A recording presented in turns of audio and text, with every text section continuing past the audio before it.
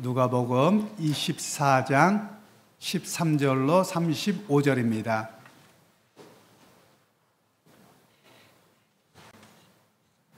교독하겠습니다. 그날에 그들 중 둘이 예루살렘에서 25里되는 엠마오라 하는 마을로 가면서 이 모든 된 일을 서로 이야기하더라.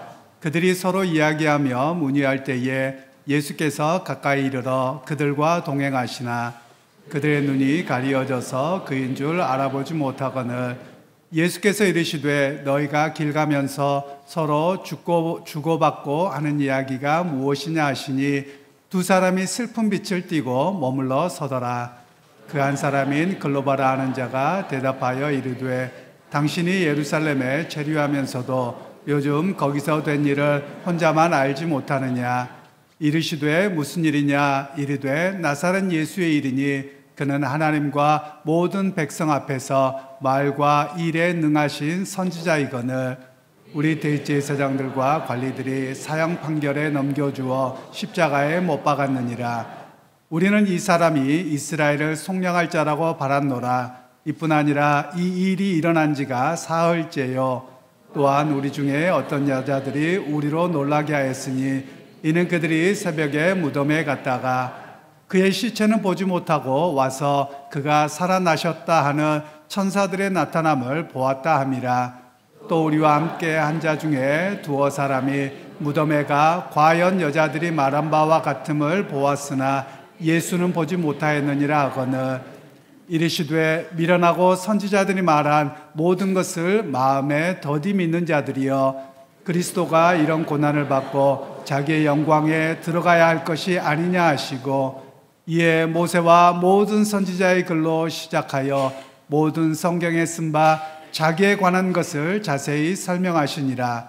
그들이 가는 마을에 가까이 가매 예수는 더 가려 하는 것 같이 하시니 그들이 강권하여 이르되 우리와 함께 유하사이다. 때가 저물어 가고 날이 이미 기울었나이다 하니 이에 그들과 함께 유하러 들어가시니라. 그들과 함께 음식 잡수실 때에 떡을 가지사 축사하시고 떼어 그들에게 주시니 그들의 눈이 밝아져 그인 줄 알아보더니 예수는 그들에게 보이지 아니하는지라.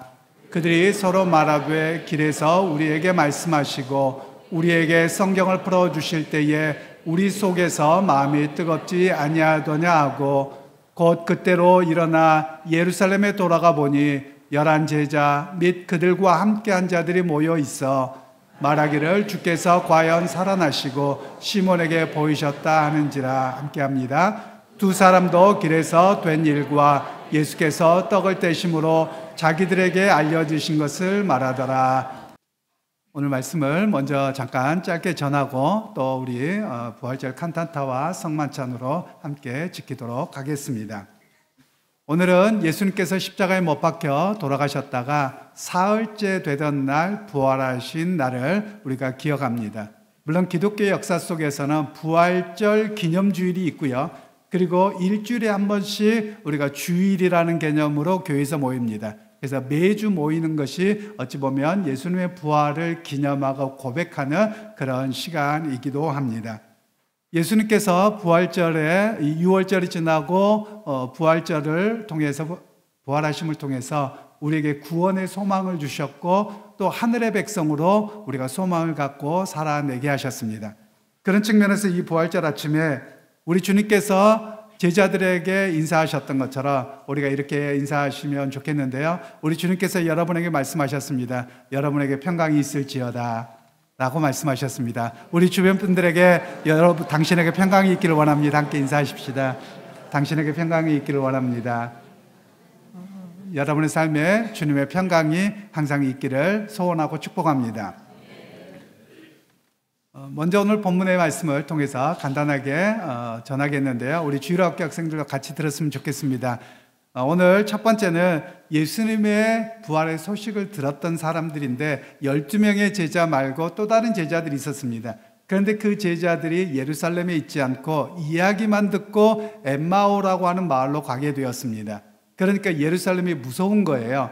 왜냐하면 예수님을 십자가에 못 박혀 돌아가게 하셨기에 그 분위기가 얼마나 살벌했겠습니까? 그런 상황에서 또 들려오는 소식이 예수님이 부활했다더라. 그러니까 더 무서운 겁니다. 그런 상황에서 이 글로버와 또 다른 제자가 엠마오라고 하는 마을로 가게 되었는데, 그 엠마오까지 예루살렘에서 가는 거리가 25리, 약 10km 정도가 됩니다. 그러니까 아침에 간 게 아니고요, 저녁 오후 늦은 시간에 간 겁니다. 오후 늦은 시간에 가는 중에 예수님께서 그들에게 나타나셨는데, 그들이 예수님이신지를 알아보지 못했습니다. 그때 예수님께서 그들에게 말씀하시기를 더디 믿는 자들이여 라고 이야기를 합니다. 즉 전해준 말씀을 믿고 기다려야 되는데, 내 생각 그리고 내 경험이 먼저가 되어서 예수님의 부활의 소식, 그리고 예수님께서 유월절의 양으로 희생하셨던 소식을 믿지 못했던 그런 모습이 제자들에게 있었다라는 것을 이야기합니다. 오늘 우리에게도 마찬가지입니다. 우리가 믿음 생활하면서 하나님이 이런 역사를 하셨습니다 라고 하면 아멘 반응해야 되는데, 우리가 그렇지 못하고 진짜 그럴까? 뭐 그런 기적이 일어날까? 또는 이렇게 우리가 믿음이 없는 모습들이 있기도 합니다. 그런 측면에서 오늘 성경은 우리에게 더디 믿는 자들이 아니라 주님의 일하심을 보고 주님이 역사하셨으면 아멘으로 바라보고 나가야 되는 그런 모습이 우리의 모습이어야 함을 이야기합니다. 제가 이렇게 간단하게 제가 이렇게 내일 브라질로 가게 되는데요, 사역과 관련돼서 이야기하면 저도 참 믿음이 없더라고요. 왜냐하면 모든 계획들을 재작년부터 다 세웠습니다. 최종적으로 다 계획이 세워졌어요.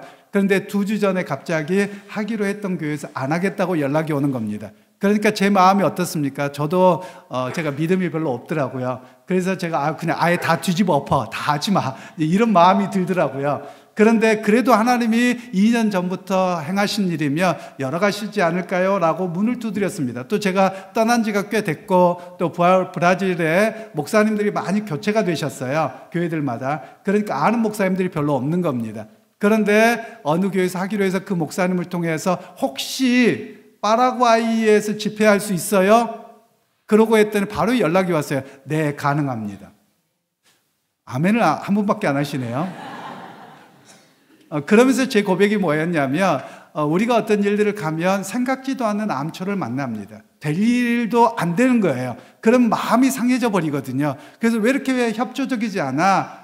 그리고 제가 영광이 드러나는 일이 아니거든요. 저는 모든 것 과정을 준비하고 일정을 다 조절하고 거기 가서도 운전하고 다 섬겨야 되는 일이고, 사실 송경민 목사님 찬양 집회가 그분이 뜨는 거지 사실 저는 없거든요.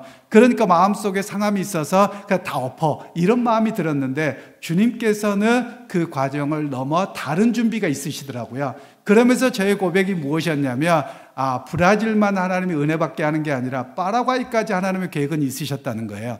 그러면서 제가 뒤에 끝나고 이렇게 일을 하고 나서, 물론 아르헨티나까지 계획이 되어 있고요, 그런 속에서 하나님은 당신의 복음의 역사를 이끌어가는데 매번 문제가 있고 어려움이 있는데 그 가운데 너는 어떻게 할래? 라고 물으시는 것 같은 거예요.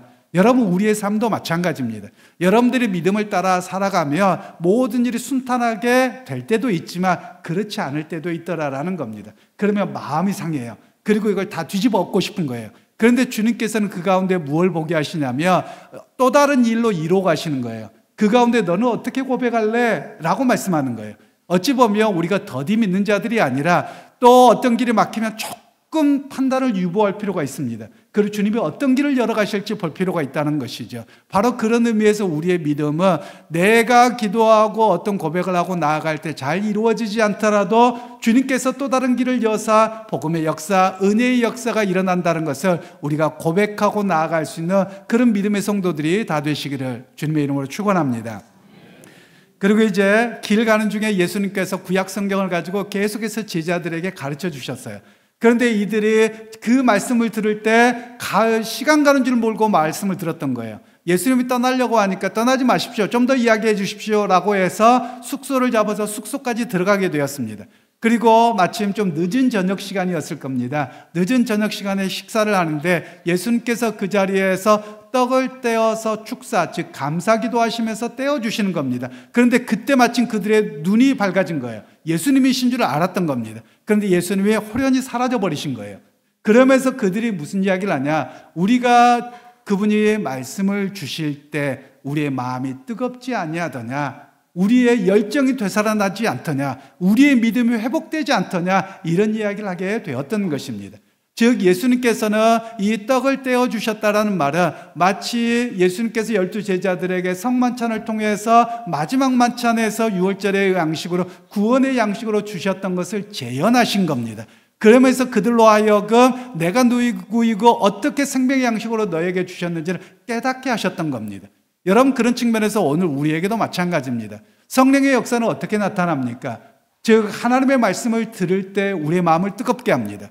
혹시 여러분들이 말씀을 들을 때 마음이 그냥 그렇고 뜨거움이 없고 열정이 사라져 있다면 여러분, 우리가 회개하셔야 됩니다.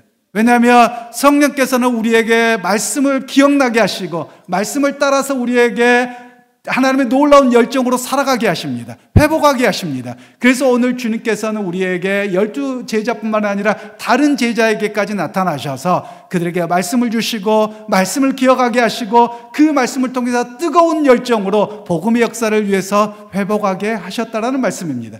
그러기에 여러분, 오늘 이 부활절의 아침에 주님께서 여러분에게 말씀하십니다. 여러분에게 평강이 있을지어다. 그리고 사마리아와 땅 끝까지 이르러 내 증인이 되라 말씀하십니다. 여러분, 그 음성을 듣고 여러분 가운데 그리스도의 복음을 위한 열정, 또 그리스도가 나와 함께 하셨다는 그 구원의 소망의 열정이 온전히 뜨거워지게 되는 그런 이 부활절의 아침이 되시기를 주님의 이름으로 축원합니다. 이제 부활절 성만찬이 되겠습니다. 오늘 말씀은 고린도전서 11장 23절로 26절입니다. 내가 너희에게 전한 것은 주께 받은 것이니 곧 주 예수께서 잡히시던 밤에 떡을 가지사 축사하시고 떼어 이르시되 이것은 너희를 위하는 내 몸이니 이것을 행하여 나를 기념하라 하시고 식후에 또한 그와 같이 잔을 가지시고 이르시되 이 잔은 내 피로 세운 새 언약이니 이것을 행하여 마실 때마다 나를 기념하라 하셨으니 너희가 이 떡을 먹으며 이 잔을 마실 때마다 주의 죽으심을 그가 오실 때까지 전하는 것이니라. 오늘은 부활절 성만찬입니다. 초대교회 성도들은 핍박의 상황에서도 모일 때마다 성만찬을 통해서 주님의 죽으심과 생명을 주심을 기념했습니다. 기념하다라는 말은 기억과 현재화라는 의미를 갖고 있습니다. 단순하게 옛날의 사건을 기억하는 것이 아니라 그 사건이 오늘의 현재적 의미로 재현되는 것을 말합니다. 그래서 오늘 이 시간에 성만찬은 우리 주님께서 제자들과 함께하면서 주셨던 것처럼 참 유월절 구원의 양식이며 하늘의 영원한 생명의 양식을 현재화하여 우리에게 주시는 생명임을 고백하면서 참여하여야 합니다.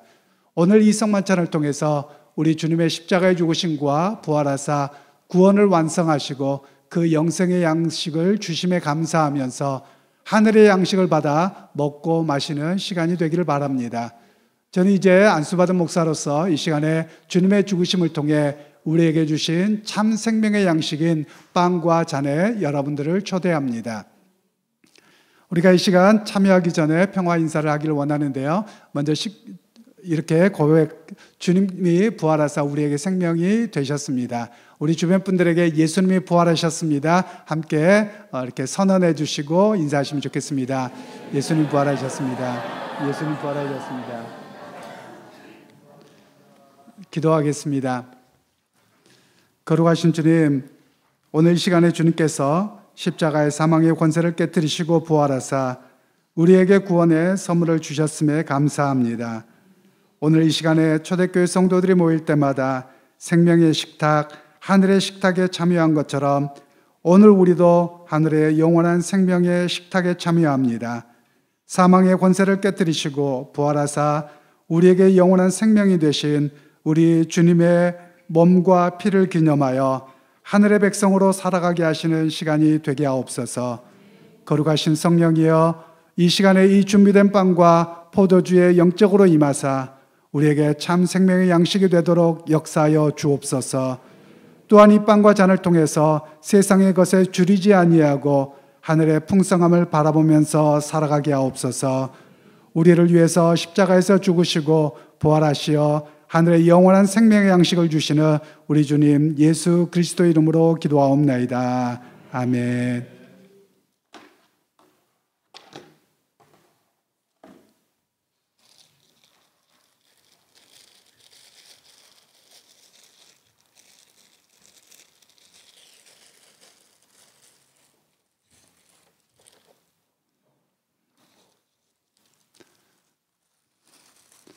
이것은 여러분들을 위한 주님 예수님께서 십자가에서 죽으사 부활하시어 우리의 영원한 생명의 양식이 된 하늘의 빵입니다.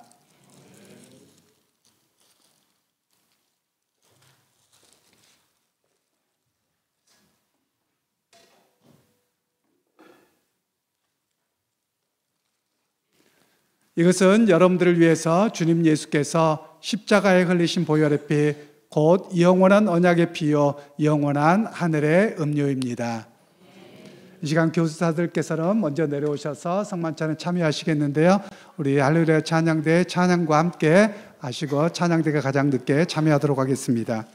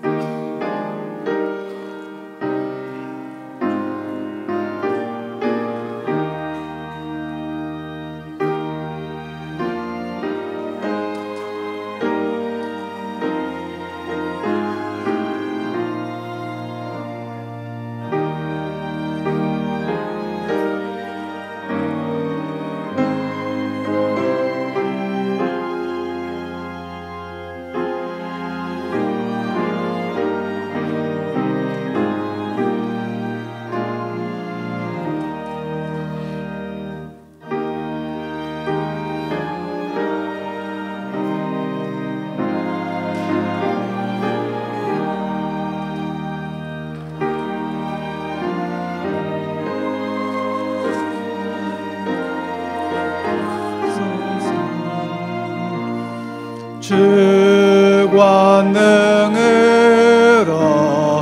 힘이 솟아서 주 안에 내가 만족합니다.